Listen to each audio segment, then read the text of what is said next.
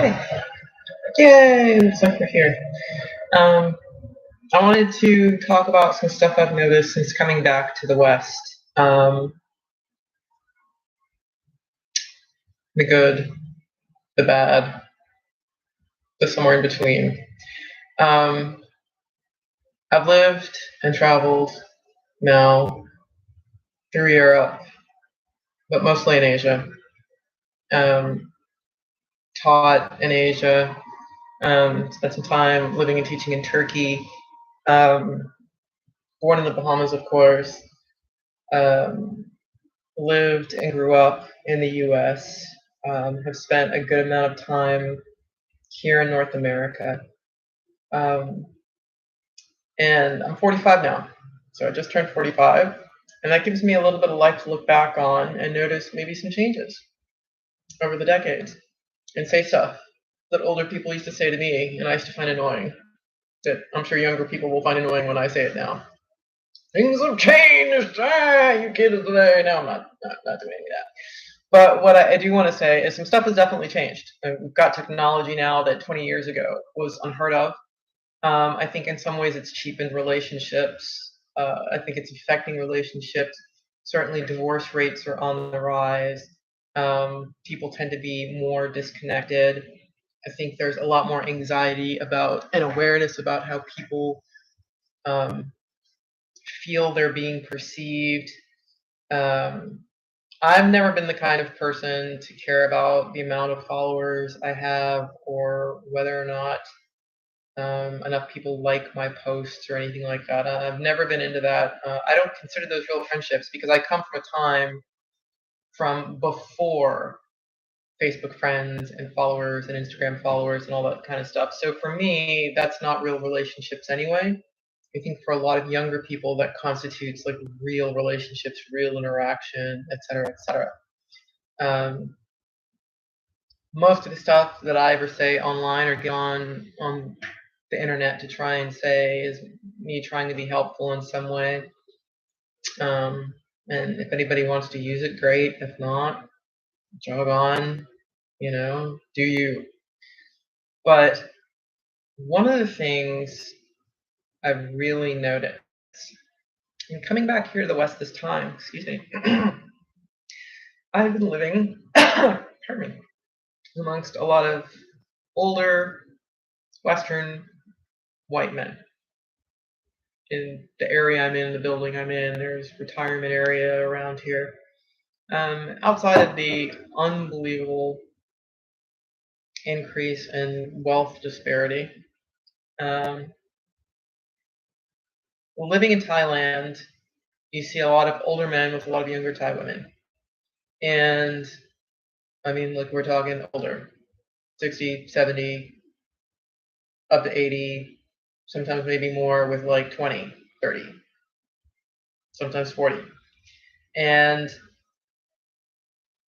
I've got to say now, coming back here and living around a bunch of single older men and having had some interaction, the amount of misery, and I see the kind of links that some of these men will go to, and the loneliness and the isolation and the sitting around and the kind of just waiting to die. I totally understand why a lot of them would want to go to Thailand and meet someone. And I would absolutely at this point suggest, you know what, if you're happy to go and be respectful and treat a woman right and find her and marry her and whatever,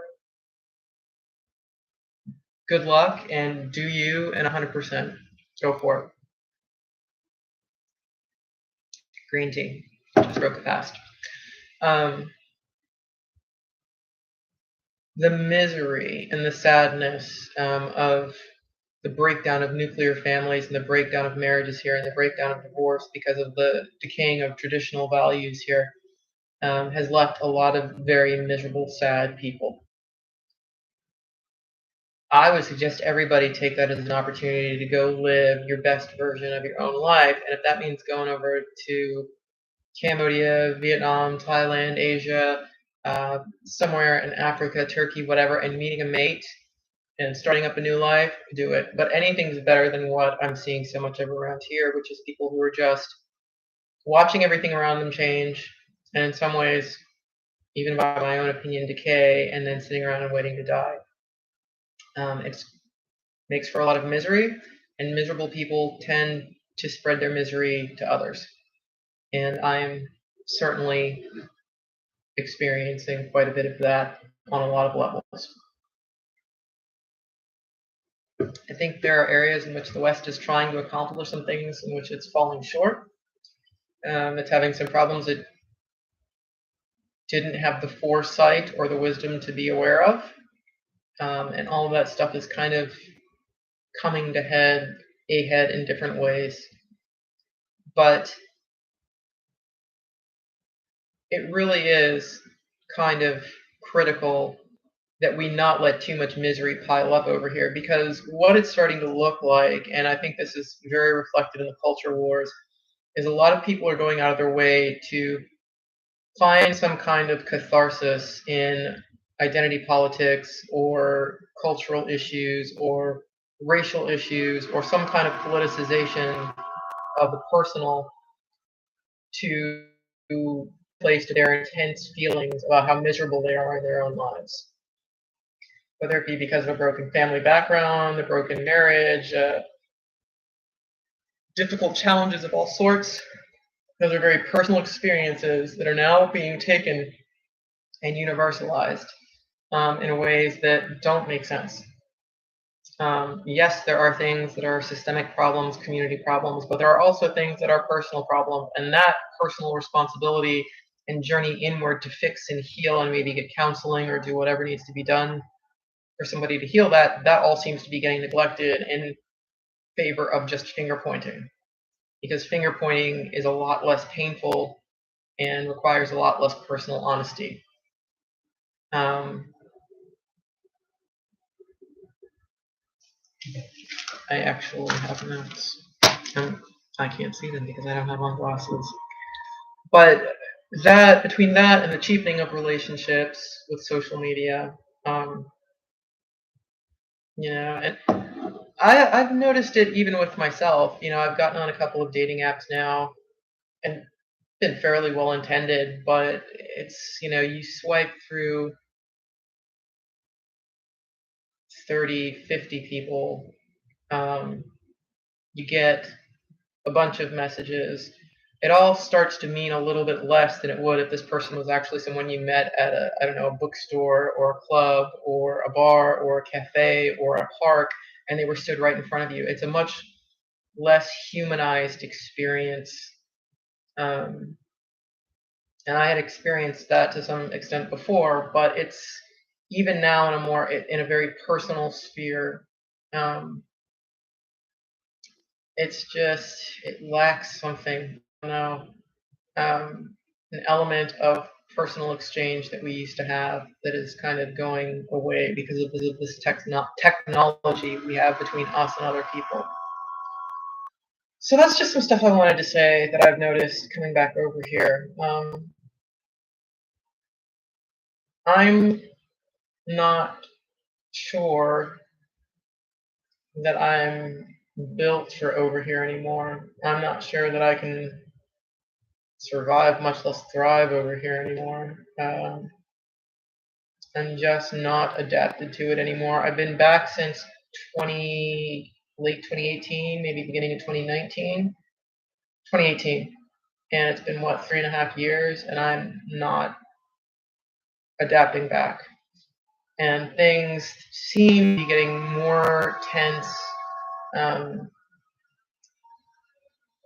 exponentially here over all of the cultural and political stuff and all of the tensions and all of the anxieties, and it's just all swirling together to make a not fun living environment on a daily basis. So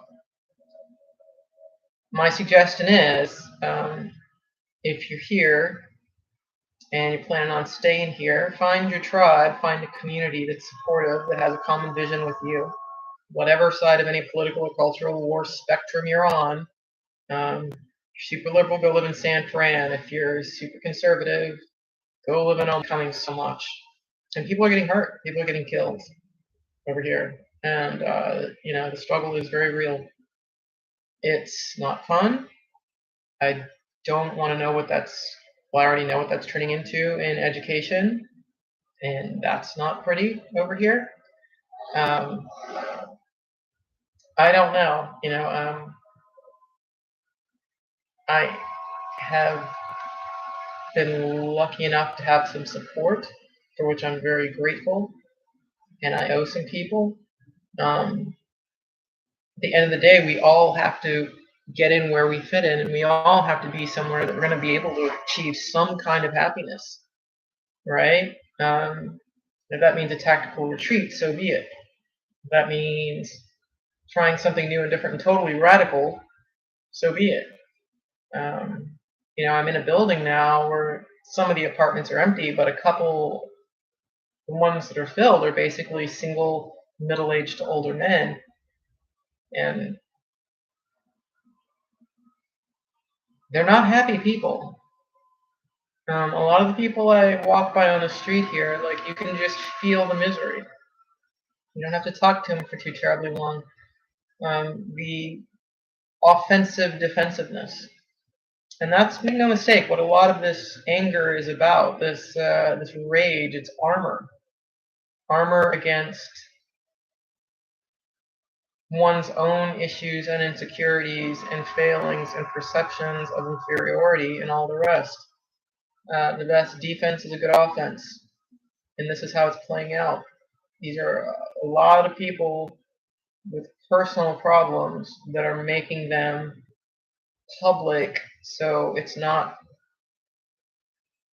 just their issue to face. But at the end of the day, it's man versus himself for some stuff, and we do have issues we have to face alone. That's how we become stronger individuals. So it's literally the total loss of the individual over here that is being faced if this is allowed to continue. Nothing will matter but categories and where you fit in the progressive stack. And I can assure you, in the area I live in right now, it is absolutely 120% already that way. And it is horrible and sad to see. Yeah, it's just basically a perpetual state of rage. It reminds me of what it must have been like towards the end of the French Revolution, where there was just endless blood in the streets. So,